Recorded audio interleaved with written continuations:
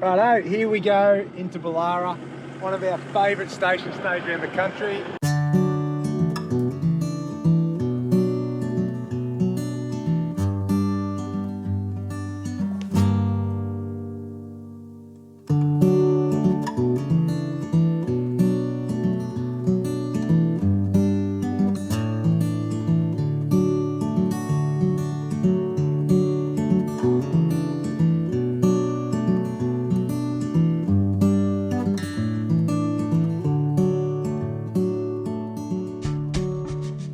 Only 1.2 kilometres of this to get in, so it's super easy off the highway. You don't need an off-road van or anything like that.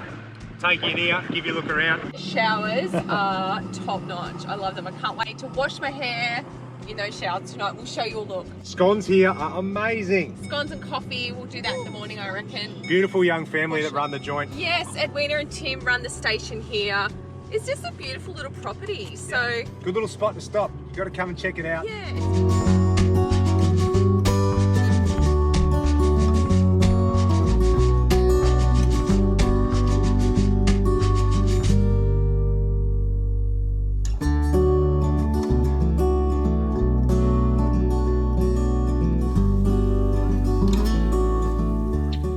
Go. We'll show them around the campsite. We are in the unpowered section of Bullara.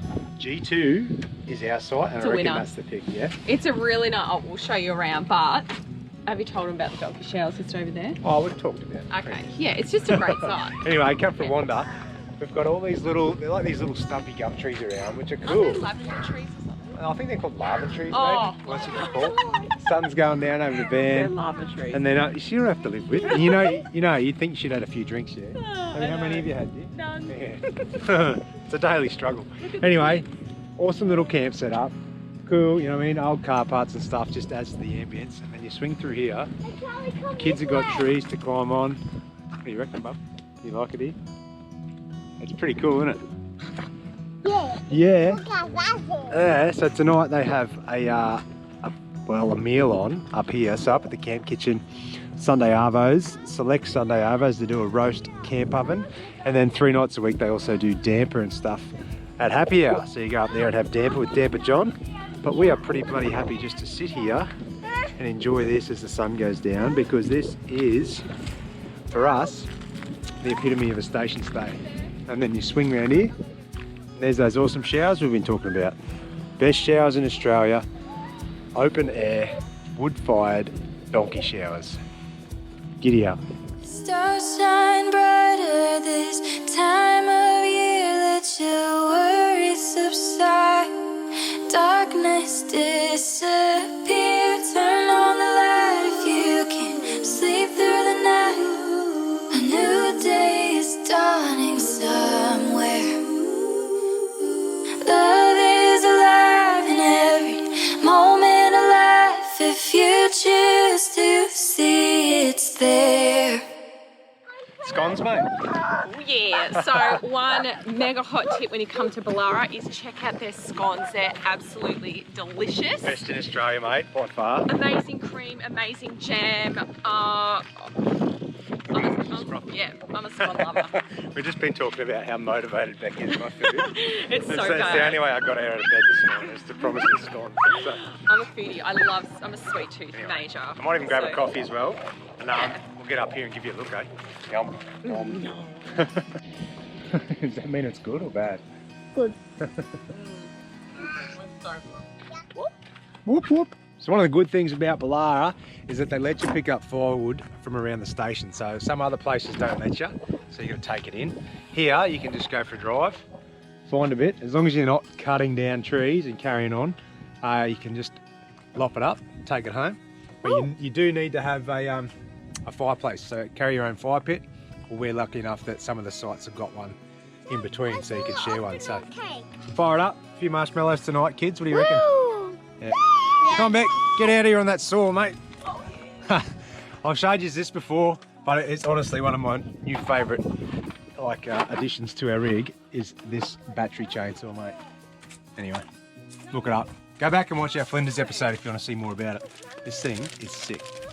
Go, you legends. Look at that. It's all you, mate. Good job with that. Teamwork. Good work. That's Dad. Yeah. Not for me. Oh, not for old Muscles Magoo. Hope you get right on. Got enough timber now. We don't have to go far back, so I'm not even going to strap it down. Head back. Start her up. Hey, good man. Plenty of kindling. And hopefully this weather stays away so we can actually sit outside and enjoy it. Woo! It's nice getting a bit of rain, but we haven't seen rain in about 4 months, eh, Jacko? Nah. Nah.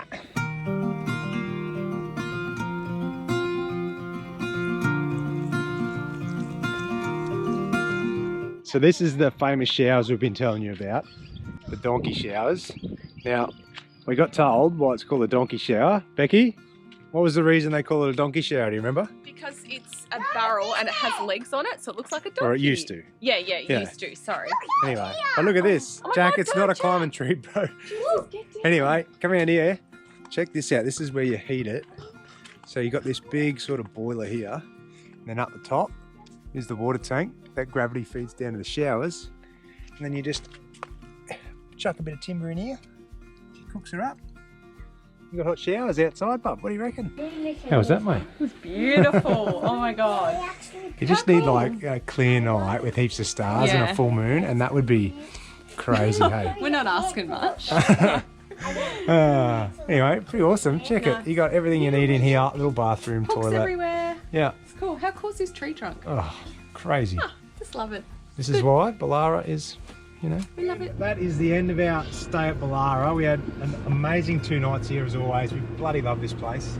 It's just got the best vibe, and the owners, Edwina and Tim, are honest to God, like the best people you'll You ever won't meet. meet nice They people. are so freaking nice, and they just run a really good station here. Yeah. Love So there's it. a few things we didn't do while we're here, so we'll tell you about them. You can go on some walks. There's some walking trails around the joint. There's a sunset hill to go and drive up to. And you can also drive to the Gulf, still on their property. You go back out across the highway and shoot down, and you can actually put your boat in or go fishing at the Gulf. But because we had a bit of rain, that road was shut, so we didn't make it there this time. But I'll drop a bit of footage in from the last time we were here. And mate, loved it. We just Absolutely finished loved off with another scones, and we had a coffee. The coffee there is really, really nice. Now we're on our way out. And we are going towards Karratha. Don't really know where we're going yet, We don't know. but we'll Some see how we beach go. camp.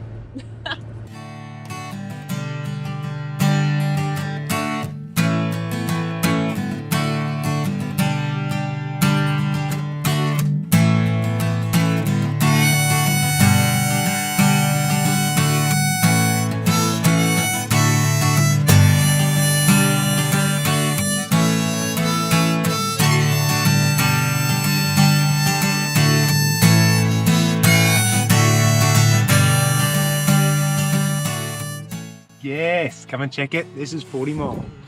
Have a look at the spot we got. Eh? Beachfront, mangroves. There might be a few bloody sandflies later, but who cares when you get to look at that? Kids are digging a fire pit for me. I'm literally parked up here, and this is inside making a curry. Sun's going down. This is a sick spot, eh? There's heaps of campsites, like all out there. There's some private bays. You can spin around. There's heaps of spots up on top of the hill here, so you get a bit more of a breeze, and also heaps along the waterfront. So it's too good, mate. Far out. WA, $15 a night. Are you serious? Come in here and see what she's making, eh? What's on the menu, dear? Well, we're just having mashed spart, and the cheapest thing I could get at the IJ in Exmouth, close to chicken. Oh, chicken chippies. What do you call it? Chicken tenders. They're these chicken chippies. So the kids are having that, and Joss and I have just got a curry on the boil. Oh, goodness me, that looks alright. Yeah. Where'd you learn to make that? Some amazing husband. Oh, thank you. Hey, first time ever she's given me any, you know, recognition for how So amazing I am. Far. True. Anyway, what do you think at 40 Mile? Yeah, it's nice. Well, we pretty much pulled up, and I got straight in here to get dinner organised. So But I you can haven't see, like, had a squeeze. look at this, I'm sitting on you, Jack. Oh, look at that. What a view out the window. What a sunset. And if our windows weren't so filthy, you'd be able to see out that one as well. But you get that when you use your van for what it's built for, eh? True that. True that. You're focused, don't you? Yeah, well, I'm getting dinner sorted because the kids are, I'm hungry. So, Alright, no worries. I get to try. Anyway, I might go out here. I might save a fire for tomorrow night because it's pretty late now. And I really, I just can't be stuffed. But anyway, those mangroves are looking good for some mud crabs, eh? And last time we were here, we did stay here 2 years ago, and I got some mangrove jack off the rocks out the front. Here's a handy bit of info, if you didn't know, WA, you're allowed to hook for crabs. So by hook, I mean you can use a steel bit of wire, poke it down the hole and pull the crabs out. Other states it's illegal, you have to use crab pots and stuff, and generally you need a boat to do that. Dinner. But here, you can use a hook, and I've got a pretty hot tip for you. Or not a pretty hot tip, a really hot tip. Which one's biggest? I use something out of a caravan that works as a crab hook. Billy, So dinner, darling. show you that tomorrow. Don't work as a caravan, but it works shit hot as a crab hook, mate. Alright, bit of a mission with the kids this morning. Where are we going, Jack? Mudcrabbing. Hang on, his name's Billy. Where are we going, bud? Mudcrabbing. Yeah, alrighto, let's go. It's the first time I've taken the kids to do this. And it's only the second time I've done it. I've never actually got a crab. So, here's hoping. Anyway, we're at a place called 40 Mile Beach, which is south of Karratha. And I reckon there's plenty of bloody mangroves around. So I reckon we just need to go for a bit of a wander and see if we can't find one. If we do, I'll show you what it's all about. But this here, see this? This is always come in your caravan, and it's for grabbing the little rope on your awning and pulling it down because it's too high. Never ever used it for the caravan, but it's going to make a good crab hook, I reckon. Let's go and get one. What have we found, mate? A big hole. Hey? A big hole. Oh, Billy Boy's nailed it. There's like this little cavity under here. You're going to be hard to get out though, hey? Let's see how we go. It feels big, man. Like it feels like a big crab. So. Your shoulder. I said a shoulder. Get off. Yes! Look at that big fella, hey? A big buck, and took me about 10 minutes, but look at this. Hey, the old awning pole as a crab hook. Good job. It's good. Big nippers instead Yeah, it's of huge little nippers. Look at this. He's full too. Oh yeah. Oh man, I am pumped. That's the first crab I've been able to pull out of the mangroves. And you know the best thing is, I use that bloody caravan hook as a crab hook. What do you reckon? You did a good job, Bill. Hey, Billy found this one in the hole. That's bigger than your head, mate. Hey, how good is that?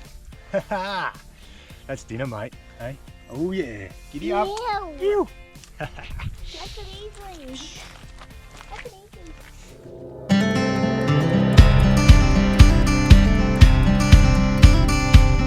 Alright, I'm going to try and show you if you'll let go. How to kill a muddy and then prep it for cooking. So come over here, I'm going to do it in the water. But if you look it out, like RSPCA says the most humane way to do it is put them in the freezer.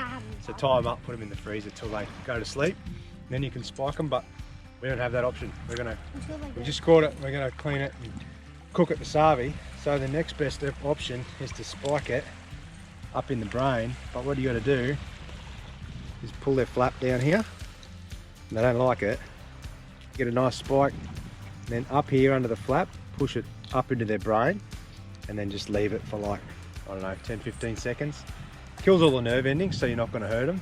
And then we can clean him up before we cook him. So jam that in there, and then there we go. He's holding his brain. Yeah, they're not going to like it, but then see that? Sort of. And he's gone all floppy now. So anyway, apparently that's the best way to kill them, so they don't go through too much pain. I'll leave it there for a bit, and then we'll clean him up. Dad. I'll get back. Don't. So you can clean them a few ways, depending on how you're going to cook them. If you want to just throw it whole in the pot, you can do it whole like that. But I like to split them first and get rid of all their guts and that on the inside, so then when you're boiling it up, it doesn't all froth to the surface and sort of get mixed up. But if you got a toothbrush or something like that, you can use it. But I just use like a scouring pad, whatever's handy. Get all the grime and grot off them, like this, and then we split him open. Because they live in the mud, they're covered in, you know what I mean, they're scavengers, all they eat is mud and other crap and stuff, so they're pretty gross. You want to get all that gear out of them. And then where we folded that flat back before, can you see that all right, Beck? Yep, sorry, I just got wet. You get your thumb in there, and you I got scared, I thought he was alive then. You peel that forward, under the shell, and break it off.